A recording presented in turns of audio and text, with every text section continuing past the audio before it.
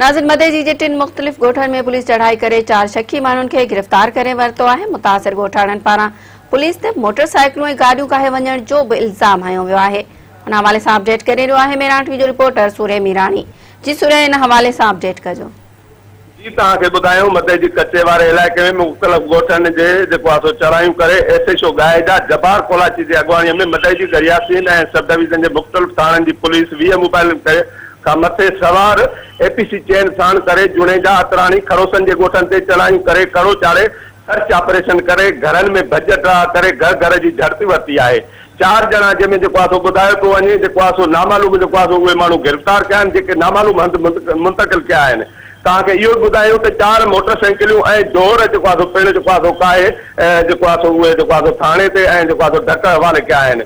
इन हवाले सां हुननि खां जॾहिं असां मालूम कयोसीं एसएचओ कोलाची खां, उन मीडिया खे ॿुधायो त असद खोड़ो 10 ॾींहं अॻु में जेको आहे सो मशहूर मौलाना जेका 3 लख फुर तशदुद वारे वाक़े ख़िलाफ़ ही ऑपरेशन कई आहे। जी सूर्य, जी मेहरबानी।